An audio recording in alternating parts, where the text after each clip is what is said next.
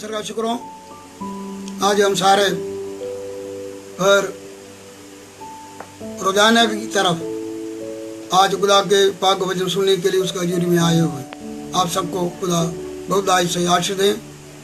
जो रोजाना आप लोग अपना कीमती समय निकाल के खुदा का हजूरी में बैठ रहे हैं, धन्यवाद हो। हम कितना भी खुदा को समा दें उतना ही थोड़ा ही है। धन्यवाद। आइए हम प्रार्थना करिए। स्वर्गीय पिता, हम आपका शुक्र करते हैं आज के समय के लिए।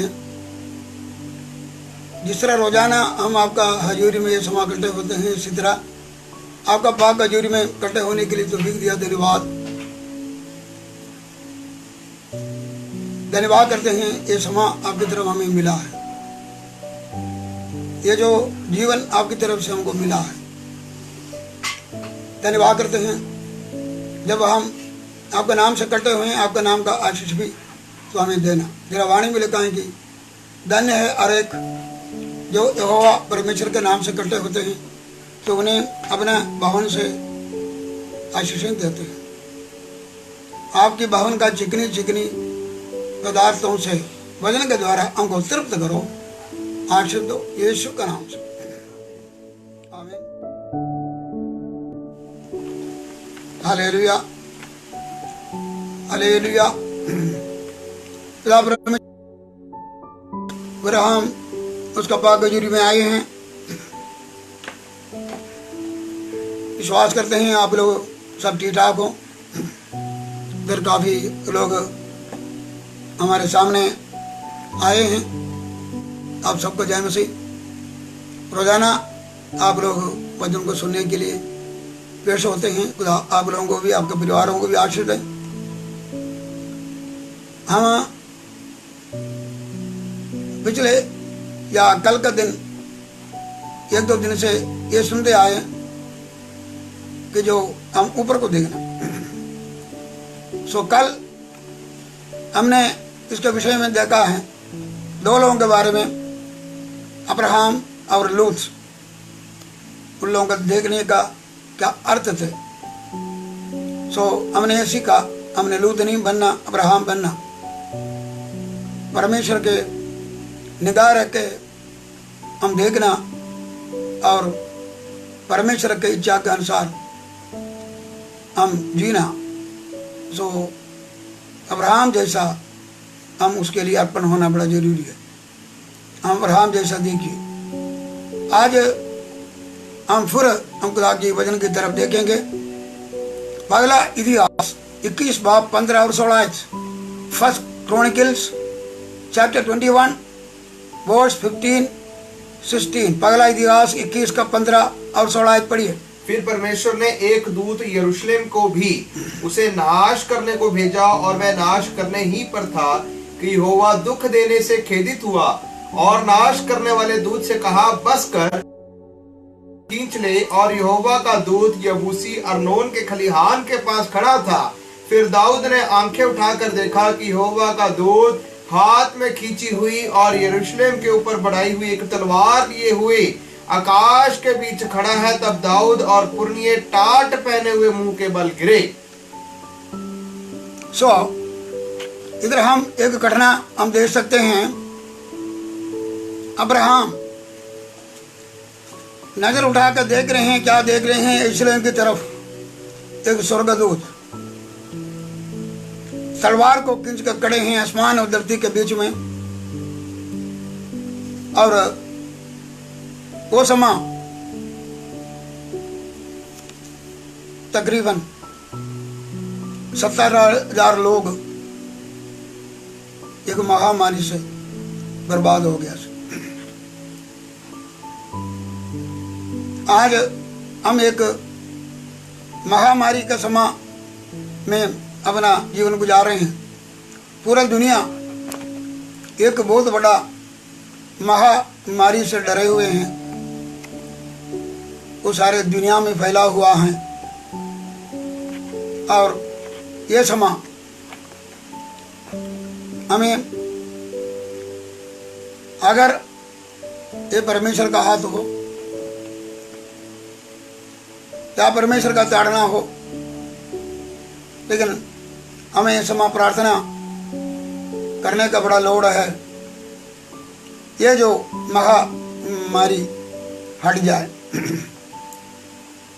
भाई बहनों, खुदा हर बात का कंट्रोल में है, इसलिए हम इस बात से अनजड़ रहना, परमेश्वर के लोग खुदा हर बातों को कंट्रोल में है तो वो सारे अपने इच्छा के अनुसार हर काम को करेगा। इस तरह से एक छोटी सी कहानी पगले बोल के मैं इस बात से आगे बढ़ेंगे, क्योंकि इसमें लिखा है कि दूसरा सामुएल 26वां पहला आयत में भी हम पढ़ना, इसके बीच में पगला इतिहास 21 बाप में भी ये दोनों बात एक ही है। जो बात उधर नहीं मिलेंगे इधर मिलेंगे, इधर नहीं मिलते हैं उधर भी मिल सकते हैं, क्योंकि खुदा का वाणी कभी अधूरा नहीं जाएगी। इसमें हम देख सकते हैं कि शैतान ने दाऊद को उत्साह ताकि यहूदा और इस्राएल लोगों का गिनती करें। सो खुदा का वाणी में हम देखते हैं उसने लोगों का गिनती किया। योबाब नाम का उसका सेनापति को भेजा, वो जाके सब जगह पर गिनती करके 9 महीने और 20 दिन के अंदर वापस आए। लेकिन खुदा का वाणी में पहला इतिहास 21 का 7 आयत में लिखा, परमेश्वर इस बात से खुश नहीं हुआ, इस्राएली लोगों को गिनने से खुश नहीं हुआ। और वो घटना बढ़ के हम देखे तो खुदा ने इस्राएलियों को मारा, तकरीबन 70,000 लोग मर गए, नाश हो गए ने। अंत में परमेश्वर खुद उस नाश करने वाला स्वर्गदूत को एक कह के उसको हटाते हैं, हम उसको अपनाने में असमर्थ हो जाते हैं। हम ये बात हमेशा याद रखना, खुदा का वचन जो लिखे गए हैं हमारे लिए भी है। इधर पहली गल पहला इतिहास 21 बाब पहली आयत में लिखा कि शैतान ने इस्राएलियों के विरुद्ध दाऊद को उत्साया या प्रेरणा दी या चुकिया कि उन्हें गिनती करें। इसमें लफ्ज़ आते हैं इस्राएल लोगों के विरुद्ध। शैतान हमेशा परमेश्वर का लोगों का पक्ष में नहीं है, वो उनका विरुद्ध है। परमेश्वर भला करने वाला परमेश्वर है, हमारा यीशु भलाई करने वाला परमेश्वर है। लिखा कि याकूब का स्तुति करो क्योंकि परमेश्वर भला है। लेकिन शैतान परमेश्वर का लोगों का विरुद्ध है। शैतान का अर्थ ही यही है कि परमेश्वर का विरुद्ध है, सो फिर परमेश्वर का लोगों का भी विरुद्ध है। इधर हम देख सकते हैं कि शैतान ने उकसाया, उसका उत्साह में आके इन्होंने दाऊद ने अपना कप्तान को भेज के गिनती भी किया। मैं ये बताना चाहते हैं कि परमेश्वर को क्यों गुस्सा आया है, परमेश्वर के लोगों को गिनने में क्यों परमेश्वर को गुस्सा आ गया, क्योंकि पहले भी कई बारी गिना गया। लेकिन इसका कारण पहली गल यह था, अगर परमेश्वर के लोगों को गिनना है तो एक कानून था। पढ़ेंगे निर्गमन 30:11 से 13। जब तू इजराइलियों की गिनती लेने लगे तब वे गिनने के समय जिनकी गिनती हुई हो अपने अपने प्राणों के लिए यहोवा को प्रायश्चित दें, जिससे जब तू उनकी गिनती कर रहा हो उस समय कोई विपत्ति उन पर ना आ पड़े। जितने लोग गिने जाएं वे पवित्र स्थान के शकेल के लिए आधा शकेल थे। ये शकेल 20 गेरा का होता है, यहोवा की भेंट आधा शकेल हो। इसमें हम देख सकते हैं कि ये परमेश्वर का कानून सी मूसा के द्वारा जरा बन इस्राएल लोगों को दिया। अगर तुम इस्राएली लोगों का और गिनती करना है तो उन्हें तो प्रायश्चित के लिए एक आधा शैकल जो है उनका जान का जरा छुटकारे के लिए परमेश्वर का भवन में देना। दूसरी गल ये जरूर लिखा कि ताकि परमेश्वर के लोगों के बीच में कोई वफा ना आए। ये आधा शेकल प्रायश्चित करके देने का अर्थ ये था, ये जो मिस्र लोग हैं किसी का नहीं बल्कि वो परमेश्वर का निज लोग है। उन्होंने मिस्र से फसा का या मेमने का वसीले से छुटकारा देके उन्हें छुड़ाया लोग हैं। सो परमेश्वर ये कहना चाहते थे, ये लोग तो तुम लोग सारे मेरे हैं। परमेश्वर अपना जो है कि अधिकार या उन लोगों को प्रकटना चाहते थे कि तुम मेरे हैं। वो समय ऐसा होते थे, कोई गिनती करना है तो जो अपना कोई गिनती कर सकते हैं। आपका अपना कोई चीज़ें हैं या कोई लोग हैं, उसका गिनती करने में यहूदियों के बीच में वो समय ऐसा जो है कि कोई इतराज नहीं होते थे, जो तुसी अपना गिनती कर सकता। लेकिन इधर परमेश्वर के लोगों को गिनती करना है, ये परमेश्वर का कानून था, प्रायश्चित देना। पहली गल, दावीद ने कोई प्रायश्चित नहीं दिया, शैतान ने उत्साया गिनती करो, उन्होंने उसको गिनती कर दिया। इसमें एक सच्चाई की बात जरूर आते हैं। पहला कोरिन्थियर 6 का 19 और 20 में लिखा है, क्या तुम नहीं जानते हो तुम खुदा का हक है, परमेश्वर का आत्मा तुम्हारे अंदर वस्त्र हैं। ये भी लिखा है कि तुम अपना नहीं खून से खरीदा हुआ है, इसलिए जिस समय प्रभु का नाम का महिमा दो। सो हम हमेशा परमेश्वर का लोग ये सोचना चाहिए, हम खुद भी अपना नहीं है बल्कि हम यीशु का खून से खरीदा हुआ लोग हैं। दावीद प्रायश्चित नहीं दिया, उसने गिनती कर दिया। खुदा इसलिए पहली गल वो नाराज हो गया, क्योंकि वो प्रायश्चित नहीं देने से ये बताते थे ये लोग मेरे। परमेश्वर के लोगों को वो अपना करके ले लिया, लेकिन परमेश्वर बोलते हैं कि ये मेरे लोग हैं। सो वो अपना करना चाहते थे। ये हमेशा हमको याद रखना चाहिए, हमारा अपना कुछ भी नहीं है, जो कुछ भी है वो परमेश्वर का ही है। क्योंकि रोमियो में लिखा है कि जो कुछ सब कुछ हमें उस तो पाया, उसका वसीले से पाया, उसका नाम का महिमा होना चाहिए। हम उस अमीर आदमी जैसा बन जाते हैं जड़ा मूर्ख परमेश्वर के सामने ठहरा। उसका जब फसल बहुत पक चुका, उसने ये कहा मैं अपना कोटा बढ़ाऊंगा, गुदाऊंगा, बढ़ाऊंगा। हमारा अन्नधन सब कटाई करके जमा करके उसने कहा ये मेरी जान खा पिया और ऐश कर, तुम्हारे लिए बहुत सालों के लिए सब कुछ रखा हुआ। परमेश्वर ने ऊपर से आवाज दिया, ये मूर्ख, अगर आज तेरा जान दिया, तूने जो कुछ इकट्ठे कर रखा किसके लिए होएगा। उसने अपना तन, अपना मन, अपना जान, अपना क्या गए सब कुछ अपना ही बोला ये मेरा है। कई बार हम इस तरह मूर्ख बन जाते हैं, हम हमारा भी नहीं, हम खुद भी नहीं, क्योंकि खुदा का वचन में हम इसके बारे में पढ़कर देखते हैं हमारा कुछ भी नहीं, हम सब कुछ उसी का ही है।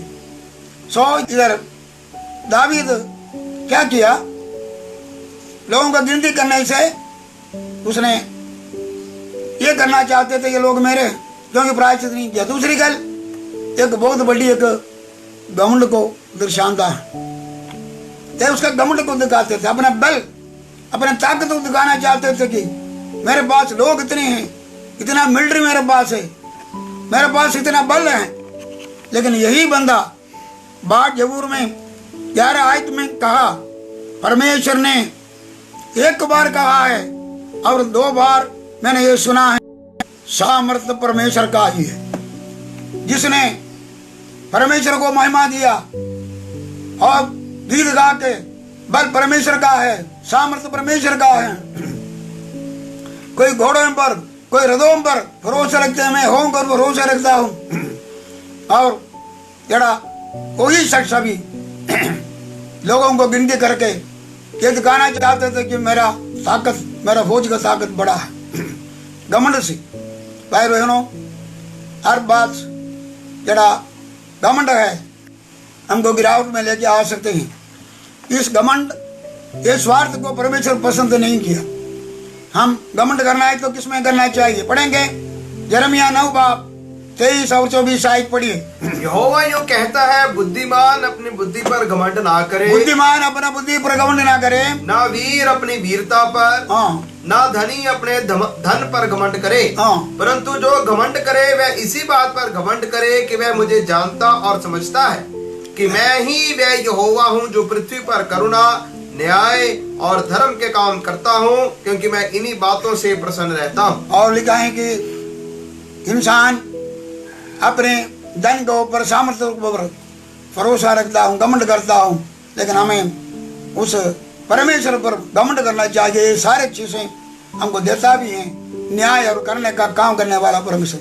सब घमंड हम अपने धन दौलत, बल, फौज, ये कोई भी चीज करना नहीं चाहिए। और हम अपना घमंड अपना व्यापार है या अपना कल का दिन के लिए नहीं करना चाहिए। याकूब 4 और उसका 13 आयत से 16 आयत तक पढ़ेंगे। याकूब 4 उसके 13 आयत से 16 आयत तक पढ़िए। तुम जो ये कहते हो कि आज या कल हम किसी और नगर में जाकर वहाँ 1 वर्ष बिताएंगे और व्यापार करके लाभ कमाएंगे, ये नहीं जानते कि कल क्या होगा। सुन तो लो, तुम्हारा जीवन है ही क्या?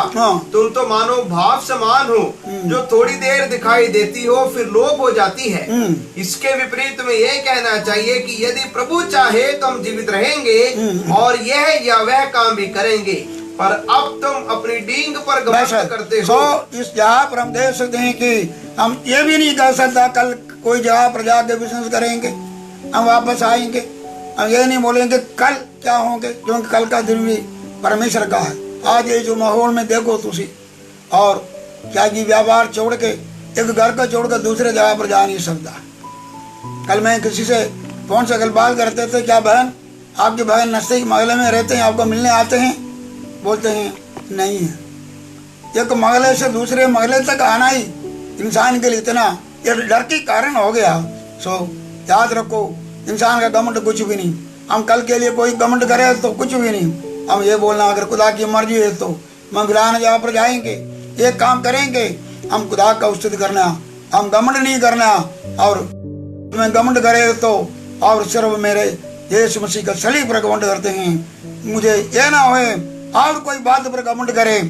भाई बहनों, मसीह लोग यीशु मसीह के सलीब पर घमंड करिए कि सलीब के द्वारा हमें आत्मिक आशीष मिला, जिस्मानी आशीष मिले। हमारे जीवन में घमंड नहीं आना चाहिए। और कलाम लिखा है कि नीवा होकर चलो, और जो कि खुदा जो अधीन होकर चलने, परमेश्वर का हाथ में अधीन हो जाओ, समय पर ऊंचा करेगा। और लिखा है कि वो हलीम लोगों के ऊपर रहम करता है और घमंडियों का सामना करते हैं। हमें खुदा तो भी बख्शे, हम घमंड ना करें। इधर दावीद के जीवन में अगर घमंड के कारण था, उसने अपना बल को दिखाना चाहते थे गिनती करने के लिए। इधर असि देख सकते हैं कि शैतान ने उसको उत्साह, शैतान ने उसका पीछे की और भी बात है, लेकिन एक बात पर चलेंगे। कहा कि शैतान ने उसको उत्साह, याद रखो हमें शैतान का उत्साह आना चाहिए। हमने जो कुछ भी आए हमारा मन में, हमारे जीवन में क्या ले, हम सोचें जो कुछ भी आए, हम ये देखना ये मेरा उत्साह ना, क्या मुझे प्रेरणा ये परमेश्वर से मिलते हैं या शैतान से मिले। हम हवा के बारे में लिखा है कि हवा जो प्रेरणा में आए, शैतान का प्रेरणा में जो हवा आए, और शैतान का प्रेरणा में हवा आके जो बहका गए और को पलाएं की, और जो कि आगेगार होके, और जो कि सारी दुनिया आज तक हम खुदा की महिमा से दूर हो गया। दावीद भी इसी तरह शैतान से बहका गया, गिनती करके 70,000 लोगों का, और जो कि इसराइली और यहूदा में नाश हो गया। इसक्रिया यूदा शैतान का और जो कि उत्साह में आके हम देख सकते हैं कि यीशु मसीह को पकड़ाया, और आखिरी में उसका अंत कैसा हो गया। अनन्यास और सफीरा शैतान का बहकाव में आया, उत्साह में आ गया, चुगने में आया, और जो कि झूठ बोला, चोरी किया, और दोनों जीवन कैसा बर्बाद हो गया।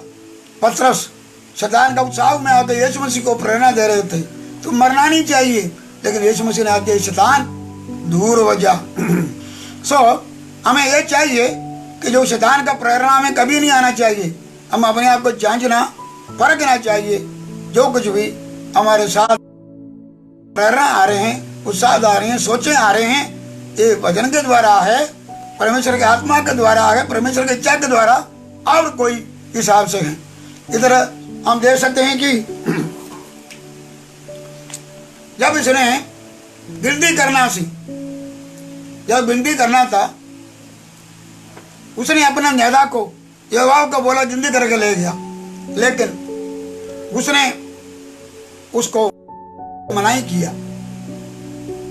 उसने बोला, ये राजा, क्या वे सब राजा के अधीन नहीं?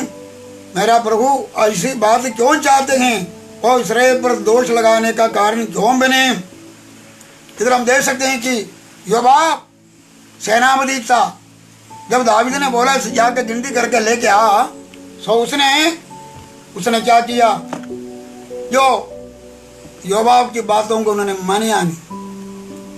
कई बार ऐसे होते हैं, जब अच्छा सुला लोग हमें देते, हम मानता नहीं। शैतान का उत्साह में आके कई बार हम प्रभु के सेवकों को भी बात नहीं मानते, कई बार हमारे सियाने लोगों को बात नहीं मानते, कलाम की बात नहीं मानते हैं। योवाब ने बोला ये अच्छा नहीं, उसको पता चला ये सही नहीं, लेकिन उसने मानिया नहीं। पढ़ेंगे कहावत 15 बाब 22 आयत, नीति वचन 15 बाब 22 आयत। बिना सम्मति की कल्पनाएं निष्फल हुआ, हाँ, परंतु बहुत से मंत्रियों की सम्मति। और हमारी बातें सफल होना है, हमको सम्मति चाहिए, सुलह लेना बड़ा जरूरी है। कई बार यही से सुलह लेना पड़ेगा, कईयों से सुलह लेना पड़ेगा। कभी कभी हम सुलह नहीं लेते हैं, कई बार सुलह ले तो, और जो है कि सुलेमान का बेटा जैसा हम गलत लोगों से सुलह भी लेते हैं। हम दुष्टों का मत पर नहीं चलना चाहिए, सुलह पर नहीं चलना चाहिए, लेकिन हम परमेश्वर के सुलह पर चलना और हम उसके मार्गदर्शन करना। सो जब दावीद ने अपने जड़ा सेनापति था उसका बात नहीं माना, और उसने तो करना ही था, उसने तो गिनती करने चला गया। लेकिन उसे खुदा का वचन में लिखा है कि पगला इतिहास 20 का 7 में लिखा है कि खुदा इसमें कुछ नहीं था। पढ़ेंगे पगला इतिहास 20 का 7। जब उसने इस्राएलियों को ललकारा, तब दाऊद के भाई शिमी के पुत्र योनातान ने उसको मारा, और ये बात परमेश्वर बुरी लगी, इसलिए उसने इस्राएल को मारा। उसमें लिखा है कि ये बात परमेश्वर को बड़ा बुरी लगी। देखो, हमारी जीवन में बहुत सारे ऐसे बातें हम करते हैं, कहते हैं, जो अपने लिए अच्छा होंगे, किसी को भी बुरा हो गए तो भी अपने लिए अच्छा होंगे, लेकिन परमेश्वर के लिए ये बुरा ठहरा है। और इसलिए लिखा है कि खुदा का क्रोध जो है कि फटका, परमेश्वर के लोगों के ऊपर फट गया। और लिखा है कि खुदा ने इस्राएलियों को मारा, और दावीद पछतावा कर रहे हैं उस समय। पढ़ेंगे 7 आयत पढ़ो। और ये बात परमेश्वर को बुरी लगी, इसलिए उसने इस्राएल को मारा। और दाऊद ने परमेश्वर से कहा, ये काम जो मैंने किया वह महापाप है, परंतु जब अपने दास का अधर्म दूर कर मुझसे तो बड़ी मूर्खता हुई है। उसमें हम देख सकते हैं कि दावीद पछतावा करते हैं, जो खुदा ने उसको मारा है, लोगों को मारा है। वो समय पता नहीं कितने लोगों को मारा, उसको पता चला खुदा का हाथ आए, लेकिन उसने पछतावा करते हैं। ये भेड़े ने कौन सा कसूर किया, गलती तो मेरा हो गया, लेकिन पछतावा करने में 9 महीना और 20 दिन लग गया, क्योंकि योवाब ने गिनती लेके जब दाऊद के पास आया 9 महीना और 20 दिन थे। ये पछतावा बाद में आया। अगर ये पछतावा पहले करे तो इतना बड़ा नुकसान से छुटकारा मिल सकता है। हम अपना जीवन में भी बहुत भारी पछतावा करने में देर लगती। शाऊल पछतावा करने में देर लग गया, पहले उन्होंने गलती नहीं मानिया। देर लगने से उसको कोई फायदा कुछ भी नहीं है, क्योंकि उस राजा का जगह से हटा गया। हम बहुत सारे लोगों को देख सकते हैं कि पछतावा किया ही नहीं, मन फेरा ही नहीं। कई लोग पछतावा करने में देर लगे। इधर दावीद थोड़ा पहले पछतावा करे। हमें पश्चाताप बड़ा जरूरी है। दूसरा सामुएल 24 का 10 आयत में लिखा है कि गलती करने से दावीद का मन बड़ा व्याकुल हो गया। इंग्लिश में लिखा है इस हार्ट वाज स्मिटन, उसका दिल चल गया, व्याकुल जरूर हो गया। लेकिन उसका पहले लिखा है गॉड स्मॉट इसराइल, तो बाद में लिखा है कि डेविड हार्ट वाज स्मिटन। कभी कभी ऐसे होते हैं, खुदा हमको मारते हैं, फिर हमारा दिल में भी चुभते हैं। खुदा का कई ताड़ना हमारे लिए अच्छा होता है ताकि हमारे जीवन में उसको चुभे और दुखी होया, वो बड़ा व्याकुल हुआ। ये याद रखो, खुदा का वाणी में लिखा है कि पवित्र आत्मा के बारे में, जब पवित्र आत्मा उस राय तुम्हारे पास आएंगे, वो पाप के विषय में, तरंग के विषय में, न्याय के विषय में तानु कायल करेगा। परमेश्वर का आत्मा बहुत बार हमको कायल करवाते हैं और वो समय साना माफी मांगने का बड़ा जरूरी है। बहुत बड़ा और जो कि मुसीबत से हम छुटकारा जरूर मिलेगा। उसमें लिखा है कि जब परमेश्वर को प्रसन्न नहीं हुआ और दूसरे लोगों को थोड़ा परमेश्वर मानने लगा, और वो समय दावीद पश्चाताप कर रहे हैं, माफी मांग रहे हैं। हमें अपने गलती को महसूस करना, दावीद का जो ये जीवन में एक बात सीखना बड़ा जरूरी है। इसका पिछले कई बातें हम पढ़कर देखे तो दावीद अपने गलतियों को मानने वाला बंदा सी, जानने वाला बंदा सी, माफी मांगने वाला बंदा सी। हमें भी हम अपना गलती को जानना, मानना, इकरार करना, और परमेश्वर जरूर दया करूंगा। लेकिन एक बात जरूर रखो, हम परमेश्वर के लोग हैं, कभी कभी ताड़ना के साथ भी हमें माफी मिलता है। इधर जब उसने माफी मांगा, सो गाद को खुदा के दास को उसके पास भेजा, बोला 3 बातें सुन लो, 3 बातें तेरे सामने रखते हैं, चुनना। 7 साल तुम्हारे देश में अकाल पड़ेगा, या 3 महीना दुश्मन तुम्हारे मगर पड़ के तानु भगाएंगे, तारे पीछे पड़ेंगे, या 3 दिन महामारी होंगे। 3 बातें उसके सामने रखा हुआ तो बड़ा मुश्किल है जी, क्या करिए। आखिरी में दावीद बड़ा बुद्धिमान था, उसने बोला कि परमेश्वर का हाथ में टिकना चंगा है, क्योंकि उसका दया और गुस्सा करे तो भी, और वो दया भी करने वाला परमेश्वर है। उसने और उस बात को चुना। महामारी 3 दिन का, कहा कि 3 दिन महामारी हुआ, 70,000 लोग नाश हो गया, और स्वर्गदूत यरूशलेम की तरफ आ रहे थे। यरूशलेम की तरफ जब आ रहे थे, यरूशलेम को, खुदा का चुना हुआ नगरी को मारने के लिए, तबाह करने के लिए, उस समय परमेश्वर ने खुद कहा उस स्वर्गदूत को अपना हाथ पीछे खींच ले। इसी समय है अब्राहम सिर उठाकर ऊपर को देख रहे हैं, और उसने उधर भी परमेश्वर के आगे माफी मांग रहे हैं। उसने माफी मांगे, जितने लोग उसके साथ प्रधान लोग नीचे डिग रहे हैं और परमेश्वर से माफी मांग रहे हैं। और जो कि परमेश्वर ने उसको कहा, तुम जा, जहाँ स्वर्गदूत खड़ा है, ये अरुणा का और कलिहान है, अरुणा के पास जा, उधर उसी स्थान पर जरा स्वर्गदूत खड़ा है, उधर एक यागविधि बना, उधर जो है कि बलि चढ़ा। इसी तरह वो उस स्थान पर जा रहे हैं, और जो कि पश्चाताप के साथ फटाफट जाके यागविधि बनाया, अरुणा से जगह मूल ले रहे हैं, सामान मूल रहे हैं, और वो बलिदान चढ़ाया। पढ़ेंगे 2 सामुएल 24 बाब उसका 25 आयत में लिखा है, और दाऊद ने वहां वेदी बनवाकर होम बलि और मेल बलि चढ़ाए, और यहोवा ने देश के निमित्त विनती सुन ली, तब वह व्याधि इजराइल पर से दूर हो गई। वो महामारी दूर हो गया। पहली गल दावीद ने पश्चाताप किया, प्रधान लोगों ने पश्चाताप किया, परमेश्वर के आगे अपने कसूरों को रखा। दावीद ने बोला, और ये भेड़े क्या किया, ये सजा मेरे ऊपर, मेरे खानदान को आने दो।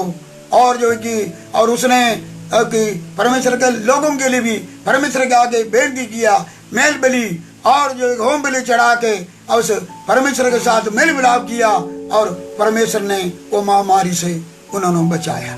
याद रखिए, आज जब पूरी दुनिया में महामारी आए हुए हैं, सारे दुनिया घबराए हुए हैं, आइए, हो सकता है दावीद जैसा हम भी हो सकता है कि दावीद के वसीले से वो महामारी और जो कि उसका जीवन से आया, उसकी घमंड के वसीले से आया, या परमेश्वर के लोगों को और जो कि परमेश्वर के निज प्रजा को उसने कि अपने और जो कि करना का जड़ा दिल सी, और हो सकता है कि उसका वसीले से हो सकते हैं कैसे भी हो, और जो कि जड़ा सजा आया और उसने खुदा से माफी मांगा, तरले पाया और टाट बांध के पछतावा किया, वो भी नहीं है, यागवेदी बना के परमेश्वर से मेल मिलाप किया। आज परमेश्वर के लोगों हमें भी चाहिए, हम भी आज ये दुनिया में आने वाले आफतों के लिए हो सकता है कि हमारा जीवन में भी जो कुछ कमियां हैं, गलतियां हैं, मेरे नाम से कह ले लो, अपने आप को अधीन करें और जो कि अपने पेड़े काम से मोड़े और खुदा का चेहरा दर्शन देखने का चाहूं तो मुझे प्रार्थना करे तो परमेश्वर स्वर्ग से सुन के और तुम्हारा देश को चंगा करेंगे और जो कि बहाल करेंगे। खुदा का वचन है, हमें भी परमेश्वर के लोगों, हम भी पछतावा करिए, हम परमेश्वर के साथ मेल मिलाप करिए और जो कि और उसके साथ हम प्रार्थना करिए, निवा हो जाइए, ताकि परमेश्वर ये जड़ा जो महामारी दुनिया में आए संकट से बचाए। हम ये भी प्रार्थना करेंगे दुनिया के लोगों के लिए, और जो कि ये लोग भी सदोम अमोरा का जो और निनवे का शहर का लोग जैसा पछतावा करें और परमेश्वर से प्रार्थना करें, क्योंकि खुदा का वाणी में लिखा, मैं कोई देश के बारे में, कोई कौम के बारे में और जो कहे मैं और जो कि उन्हें नाश करूंगा, और वो लोग मेरी तरफ मुड़े और अपने पापों से पछतावा करें तो जो कुछ भी परमेश्वर अंतवाद सोचा और उससे परमेश्वर हटेगा। हम खुदा का धन्यवाद करो, हम परमेश्वर से प्रार्थना करें इस दिनों में, जैसा परमेश्वर ने भी इन्होंने प्रार्थना सुन के और जो परमेश्वर ने पछतावा किया इस रीति से आज इस दुनिया में आने वाला और जो कि मुसीबत से खुदा पछतावा करे या मन फेरे उसका करते हैं और खुदा छुटकारा दे, खुदा जरूर करेगा। आइए हम प्रार्थना करेंगे। हालेलुया। मेरा पिताजी, हम आपका शुक्र करते हैं आज के समय के लिए, पिछले सालों में, पिछले दिनों में, हफ्तों में सब तुमको संभाल कर रखे। आपका अनुग्रह हो, आपका दया हो, आपका अजर फिर आने के लिए तौफीक दिया, तेरा धन्यवाद। मेरे खुदाजी, आज हम दावीद के बारे में देखा, दावीद जो आंख उठा कर देखा जहाँ एक स्वर्गदूत यरूशलेम को तबाह करने के लिए खड़ा हुआ था। आज एक तबाही के एक हालात में असी गुजर रहे हैं। पूरा दुनिया में एक बहुत बड़ा महामारी के और तबाही के उस तलवार का हेठ से लंघ रहे हैं। प्रभु, जैसा तूने उस यरूशलेम को नाश करने के लिए आया हुआ स्वर्गदूत को कहा अपना हाथ खींच ले, हम प्रार्थना करते हैं ये महामारी का खुदा बाप हाथ आप खींच ले। प्रभु मेरे खुदा जी, ये महामारी हट जाए, मेरे खुदा जी ये महामारी हट जाए। खुदा बाप, हम कलिसिया हो, सेवक हो, मेरे खुदा जी हम सारे अपने आप को अधीन करें, अधीन करते हैं। खुदा बाप तो क्षमा करो, धन्यवाद करते हैं। जैसा दावीद के जीवन में घमंड आ गया, स्वार्थ आ गया, तीसरी से हमारे जीवन में जो स्वार्थ है, घमंड है, ये सारे बातों से ये मेरे खुदा जी तुझे माफी देना। हमको घमंड करने के लिए कुछ भी नहीं खुदा बाप। ये दुनिया में खुदा बाप लोग घमंड करते हैं, क्या क्या बातों पर घमंड करते हैं, मूर्तियों के ऊपर घमंड करते हैं, धन दौलत पर घमंड करते हैं और खुदा ताकत पर घमंड करते हैं, कल के बारे में घमंड करते हैं, अपने व्यापार पर घमंड करते हैं। लेकिन घमंड करने के लिए कोई नहीं। और उसने बोला घमंड करे तो मैं यीशु मसीह का सलीब पर घमंड करता हूँ। इस सलीब के वसीले से हमें सब कुछ मिला। धन्यवाद करते हैं खुदा बाप, आप में प्रशंसा करने वाला बने। धन्यवाद करते हैं। एक बार फिर प्रार्थना करते हैं, ये कोरोना वायरस पूरी दुनिया में आया, ये महामारी हट जाए, ये महामारी हट जाए। मेरे खुदा जी तेरा शुक्र करते हैं। सारे कलिसिया को जहाँ जहाँ पर संभाल कर रखो, आपको कृपा में रखो, आपका फसल में रखो। मेरे खुदा जी कोई जीवन में कोई डर ना आए, कोई परेशान ना आया, दुनिया का ताड़ा दिल न घबराओ और परमेश्वर पर भरोसा रखो, पिता पर भरोसा रखो, मुझे पर भी भरोसा रखो। धन्यवाद करते हैं। हालेलुया। धन्यवाद। तेरा वचन को सुना हुआ सबके लिए धन्यवाद, यीशु के नाम से आमीन। हमारा खुदा यीशु मसीह ज्ञान करो, खुदा बाप गौरव की संगति हम सबके साथ हुई, सारे संतों के साथ आज से लेकर अभी होते रहेंगे। आमीन आमीन आमीन आमीन। खुदा सबको बड़ी बरकत है। कल ये समय 12 बजे सिस्टर एलियामा वर्गीस कलाम लेकर तारे सामने आएंगे। आज जो कोई भी खुदा का पाक वचन सुनिया, खुदा दान सबको बरकत दें। पास्टर PS बिजू भी आप जो कि वचन पर ध्यान रहे थे, जो खुदा आपको बरकत दें, आपके सवाई में बरकत दें। स्टीफन, मिंडू, बिना न्यूटन, सबको खुदा बड़ी आशीष दे। जितने लोग आप लोग इसमें हिस्सा लिए बरकत दें। कल फिर मिलेंगे। सुरक्षित रहो, शांत रहो, चैन से रहो। परमेश्वर का शांति आपके साथ रखे। जय मसीह।